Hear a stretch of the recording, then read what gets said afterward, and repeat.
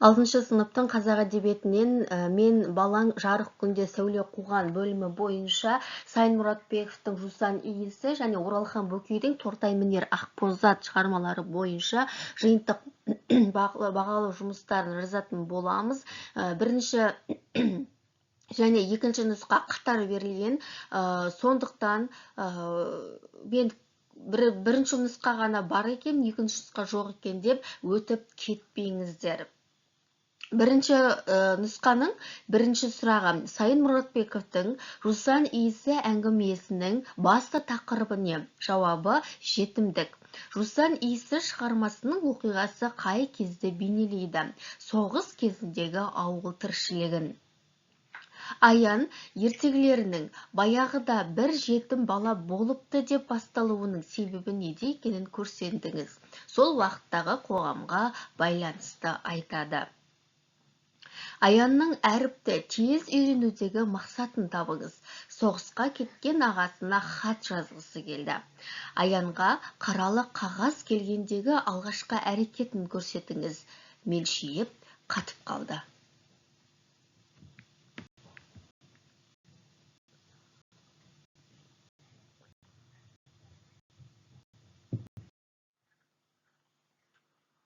Екінші тапсырма: берілген көркемдегі құралдарды пайдаланып, яғни теңеу, эпитет, метафора, метонимияны пайдаланып, сипаттама жазыңыз дейді.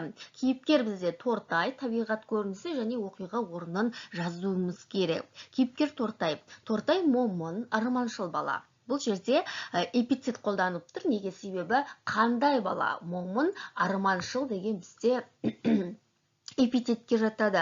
Оның жүзі үнемі жабырқау, ал көздері шоқтай жанып тұратын. Бұл бізде шоқтай деген сөз бар, теңеу. Ол қиялы жүйрек, бірақ тағдырдың суығына тоңған жетім бала. Бұл бізде метафора.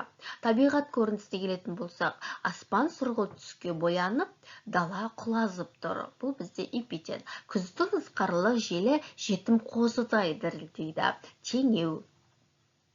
Оқиға орны: ескі лашық Тортайдың бар әлемі еді. Бұл бізде метафора. Оның тозығы жеткен қабырғалары өмірден күдерін үзген қарттың жүзіндей әжімденген. Бұл бізде теңеу. Мен балаң жарық күнде сәуле қуған бөлімі бойынша Сайын Мұратбековтың Жусан иісі, Оралхан Бөкейдің Тортай мінер Ақбозат шығармалары бойынша бақылау жұмыстары екінші нұсқа.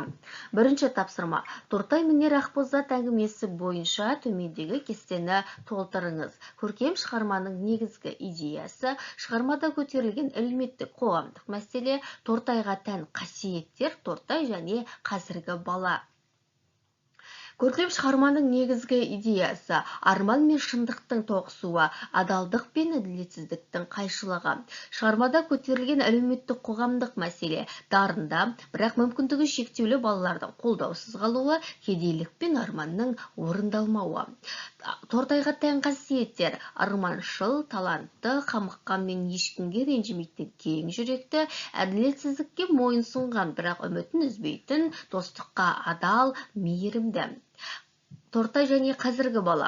Қазіргі қоғам талантты балаларды қолдау жолдарын қарастырады, ал Тортайдың арманы жүзеге аспай қалды.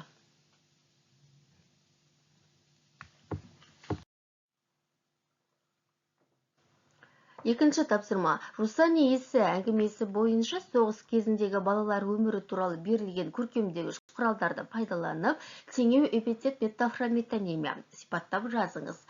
Соғыс кезіндегі балалардың өмірі ауыр болды. Әкелерін майданға аттандырған олар жетімдіктің ащы дәмін татып ерте есейді. Ауылда аш құрсақ, жалаңаяқ жүгірген қара домалақтар үміт отын өшірмеуге тырысты. Аянның жүзі сұрғылт тартқан күзгі жапырақтай солғын еді. Оның көздерінен соғыстың салған жарасын оқуға болатын.